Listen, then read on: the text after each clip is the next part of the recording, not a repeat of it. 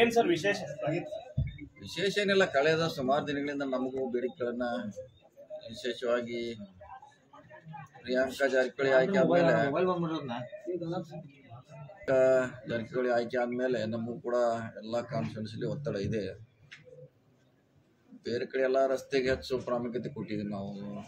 ಕುರ್ಚಿ, ರಾಯಬಾಗ್, ನಿಪ್ಪಾಣಿ ಹೆಚ್ಚು ರಸ್ತೆ ಮಾಡುವಂಥ ಪ್ರಯತ್ನ ಮಾಡಿದ್ವಿ. ಆದರೆ ಇಲ್ಲಿ ಅದ್ರ ಬದಲಾಗಿ ಬೇರೆ ಬೇರೆ ಸಮುದಾಯ ಭವನಗಳು, ದೇವಸ್ಥಾನ, ಜೀರ್ಣೋದ್ಧಾರ, ಕಬರಸ್ಥಾನಗಳು, ರುದ್ರಭೂಮಿ, ಸೊ ಇವಕ್ಕೆ ಅಂಬೇಡ್ಕರ್ ಭವನ, ವಾಲ್ಮೀಕಿ ಭವನ, ಈ ವಿವಿಧ ಸಮುದಾಯಗಳಿಗೆ ಬಹುದಿನಗಳ ಬೇಡಿಕೆ ಅವ್ರು ಮಾಡ್ತಾನೆ ಇದ್ರು. ಒಂದೆಲ್ಲ ಒಂದು ಪಟ್ಟಿ ಮಾಡಿ ಯಾವುದ ಅವಶ್ಯಕತೆ ಫಸ್ಟ್ ಇದು ಮೊದಲೇ ಹಂತ, ಇನ್ನು ಮತ್ತೆ ಯಾರಿಗೆ ಅವಶ್ಯಕತೆ ಇದ್ದವ್ರಿಗೆ ಎರಡನೇ ಹಂತದಲ್ಲಿ ಮಾಡ್ತೀವಿ.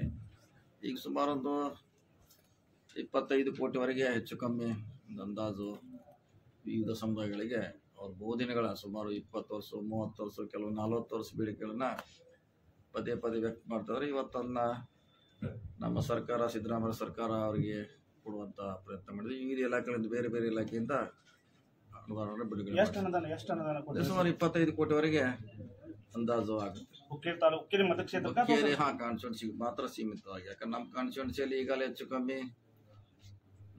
ಕಮ್ಮಿ ಪೂರೈಸಿದ್ದೇವೆ. ಸೊ ಮುಂದೂ ಕೂಡ ಯಾರು ಇನ್ನೂ ಸುಮಾರು ಬೇಡಿಕೆ ಇದೆ. ಇಷ್ಟರಿಂದ ಏನೋ ಸಮಸ್ಯೆ ಪರಿಹಾರ ಆಗೋಲ್ಲ. ಇನ್ನೂ ಯಾವ ಸಮುದಾಯಗಳ ಬೇಡಿಕೆ ಇದ್ದರೆ ಉಳಿದಿದ್ರೆ ನಮ್ಮ ಗಮನಕ್ಕೆ ತಂದರೆ ಅದನ್ನು ಮಾಡ್ತೀವಿ. ಇನ್ನು ಪ್ರಿಯಾರಿಟಿ ಮುಂದಿನ ಈ ವರ್ಷದಿಂದ ರಸ್ತೆಗೆ ನಾವು ಹೆಚ್ಚು ಹುಕ್ಕೇರಿ ಕಾನ್ಸ್ಟಿಟ್ಯೂನ್ಸಿಗೆ ಪ್ರಿಯಾರಿಟಿ ಕೊಡ್ತೀವಿ. ರಸ್ತೆ ಮತ್ತು ಬ್ರಿಡ್ಜ್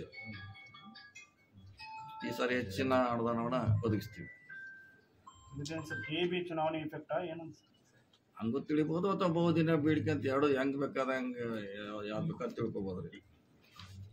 ಬಹುದಿನ ಬೇಡಿಕೆ ಅಂತ ಇದ್ದದ್ದು ನಿಜ. ಅದರಲ್ಲಿ ಈಗ ಹೇಳಿದ್ರಲ್ಲ, ಕೇಳಿದ್ವಿ ಎಷ್ಟು ವರ್ಷ ಅಂದ್ರೆ ಒಬ್ಬರು 30 ವರ್ಷದಿಂದ ನಮಗೆ ಅರ್ಜಿ ಕೊಡ್ತಾ ಇದ್ದೀವಿ, ಕೆಲವರು 20 ವರ್ಷದಿಂದ ಕೇಳ್ತಾ ಅಂತ ಹೇಳಿದ್ರು. ಅವ್ರು ಭಾಳ ಖುಷಿ ಪಟ್ಟಿದ್ದಾರೆ. ಅದೇ ನಮಗೆ ಭಾಳ ಸಂತೋಷ. ಯಾಕಂದ್ರೆ ಭಾಳ ದಿನಗಳಿಂದ ಅವ್ರನ್ನ ಯಾರು ಕೂಡ ಗಮನ ಹರಿಸಿರಲಿಲ್ಲ. ನಾವು ಗಮನ ಹರಿಸುವಂಥ ಪ್ರಯತ್ನ ಮಾಡಿ ಏನಾದರೂ ಸಮಾವೇಶ ಏನಾದರೂ ಮಾಡ್ತಾರೆ ಸರ್? ನಾಳೆ ಸಮಾವೇಶ ಮಾಡುವಂಥ ಚುನಾವಣೆ ಅಲ್ಲ ಇದು ಮನೆಗೆ ಹೋಗಿ ಮತ್ತೆ ಅವ್ರಿಗೆ ಭೇಟಿ ಆಗುವಂಥ ಕಾರ್ಯಕ್ರಮ. ಈಗಲೇ ನಮ್ಮ ಕಾರ್ಯಕರ್ತರು ಮನೆಗೆ ಹೋಗಿ ಪ್ರಚಾರ ಮಾಡ್ತಿದ್ದಾರೆ. ಈಗಾಗಲೇ ಒಂದು 10 ಪ್ರಶ್ನೆಗಳನ್ನು ಈಗಾಗಲೇ ಫೇಸ್ಬುಕ್ದಲ್ಲಿ, ವಾಟ್ಸಪ್ದಲ್ಲಿ ನಿಮ್ಮ ಇವ್ರು ಬಿಟ್ಟಿದ್ದಾರೆ ಸರ್. ರಮೇಶ್ ಕತ್ತಿ ಅವರು 10 ಪ್ರಶ್ನೆಗಳಿಗೆ ಉತ್ತರ ಕೊಡ್ಬೇಕಂತ ಹೇಳಿ ಸರ್. ಯಾರು ಕೊಡ್ಬೇಕು? ಎದಕ್ಕೆ ಕೊಡ್ಬೇಕು? ಇದು ಫ್ಯಾಕ್ಟ್ರಿ ಲೆಕ್ಕ ಐತೆ ಸರ್. ಬೆಲ್ಲದ ಬಗ್ಗೆ ಹೊಡೆಯೋದು ವೇತನ ಸರ್, 7ನೇ ವೇತನ ಆಯೋಗದ ಪ್ರಕಾರ